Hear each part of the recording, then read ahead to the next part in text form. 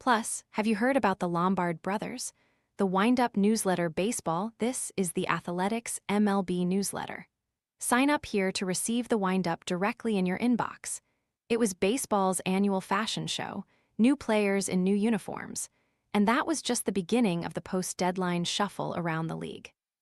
After you work out, you can feel worn out. Reach for core power and rise to a whole new level of recovery. High-quality protein to build muscle. The nutrition you need to power on. Ready to order? Scan the QR code now or visit grabdeal.us/10. Plus, the Lombard brothers debuted in lockstep, and we check in on this week's power rankings. I'm Levi Weaver. Welcome to the Windup. Advertisement new debuts. Skubal Stout showing ends and lost these days. If I wanted to, I could put Babe Ruth in a Savannah Bananas uniform with just a few keystrokes. I don't want to, and please don't ask me to. But in the old days, before AI, Photoshop, and Instagram, the week after the trade deadline was fans' first chance to see traded players in their new uniforms. That magic is kinda gone, but we still got a few team debuts last night, including the biggest name of this year's deadline. Let's check in on a few key performances. Tarik Skubal, Dodgers. 6 innings, 4 hits, 2 ER, 2 walks, 6 strikeouts. That's a perfectly acceptable line against the Cubs, a top 3 offense, even if it did include a Dansby-Swanson home run. But Javier Assad and Chicago's bullpen, including new reliever Ryan Zefferjon, who threw a 1-2-3 eighth inning, were even better, and the Cubs won 5-1. The Dodgers, 69-45, have now lost 5 straight. It's not very ruining baseball of them, if you ask me. Freddie Peralta, Rays, 3-2-3 innings, 9 hits, 7 ER, walk, 3 strikeouts. Well, coming from the Mets, Peralta hasn't been fixed by the Rays yet. Liam Hicks, Rays, 2 for 5, HR, double, walk, run, 4 RBIs. Maybe the 27-year-old catcher isn't the third biggest name on this list, but Hicks, acquired from the Marlins, had the best debut with his new team. Hicks hit a grand slam in the 3rd inning. The Rays needed all of it. After Peralta's 3rd inning implosion, it took the Rays 2 runs in the 11th inning to pick up a 9-7 win over the Rockies.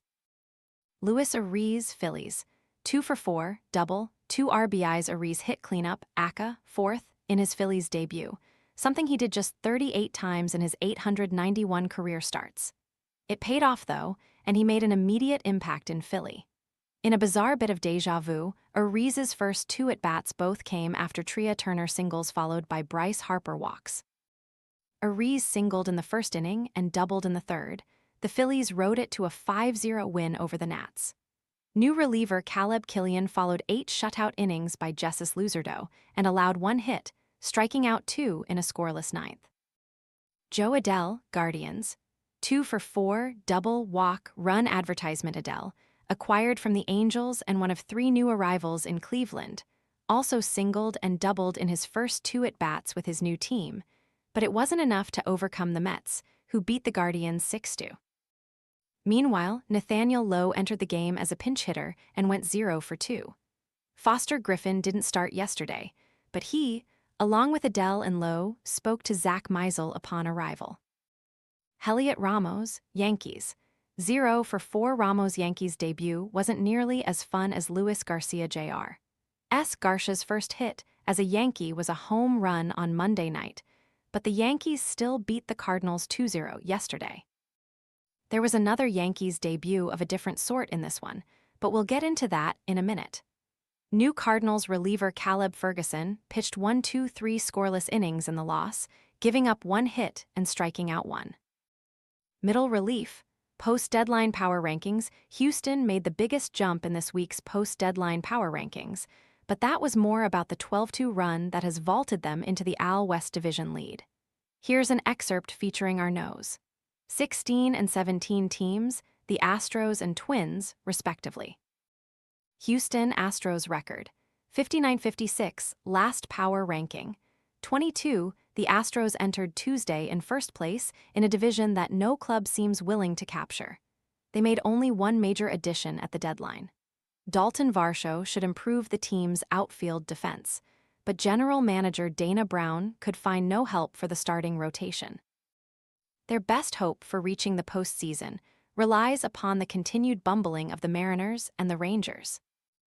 Andy McCullough, Minnesota Twins record. 5650, 8 last power ranking. 20 a year after a fire sale of epic proportions, the Twins found themselves buying at the deadline, adding leverage relievers to improve a bullpen that ranked among the league's worst in multiple categories. At the same time, the Twins wouldn't be dealing from their prospect pool for relievers if they kept the players they dealt last year. Minter, Jeff Hoffman and Tommy Nance better than Griffin Jax, Joan Duran and Louis Varland. Sure, it's a Twins team with Taj Bradley and Kendry Rojas, but it's also a Twins team that dealt their fifth best prospect, as ranked by The Athletic's Keith Law, for the enigma that is Hoffman. Johnny Flores, Jr., for the rest of the power rankings, click here. Advertisement Lombard Brothers, familial coincidence or sibling sorcery. Not long after the deadline passed, we learned the Yankees were sending Anthony Volpe to AAA and calling up 21-year-old top infield prospect George Lombard, Jr. to make his big league debut last night. At his first at-bat, batting eighth, he grounded out to third base. But in the fifth inning, George got his second chance and hit a solo home run to drive in the second run of a 2-0 win over the Cardinals. He also made a couple of nice defensive plays. But do you want to hear something cool? The Marlins selected George's 18-year-old younger brother, Jacob, with the no. Last night, Jacob made his professional debut for the Low-A Jupiter Hammerheads. The brothers' parents initially planned to travel to Florida for that game, but with Jacob's blessing, per the Yankees broadcast, pivoted once George's big league call-up was announced. However, that's nowhere near the biggest coincidence. Jacob also homered in his second at-bat, and according to MLB.com, the similarities didn't stop there. Both homers were pulled to left field off breaking balls. Both had launch angles of 33 degrees. George's exit velocity was 100.2 mph, while Jacob's exit velocity was 99.9 mph. If that happened in a movie, I would turn it off for being too unbelievable. But here we are in the era of the Lombards. I hope they always only hit home runs on the same day. More Yankees. For New York's newcomers, the Bronx might be Fantasyland, says Tyler Kepner. More NY. Debuts. Newest Mets reliever Nate Lavender retired all 4 Guardians hitters he faced, picking up a hold in his big league debut. Meanwhile, it looks like Guardians prospect Angel Jenna will be next up. Course correct. Post-deadline shuffles Lombard's call-up was one of many post-deadline moves. Around the league, teams reckoned with the results of their deadline successes or failures. Left fielder Mickey Moniak was a trade candidate in Colorado, but after the deadline passed and he remained with the Rockies, the two sides decided to make it a more long-term situation. One draft pick signed an extension that will pay him $16.25 million through the 2028 season. Meanwhile, when the Angels couldn't trade 34-year-old Jorge Soler, they designated him for assignment. Same for Matt Strahm in Kansas City and Craig Kimbrell in Tampa. It was a similar fate for Rob Riff-Snyder and Mitch Garver in Seattle. They were released, making room for Brendan Donovan off the IL and the newly acquired Taylor Ward.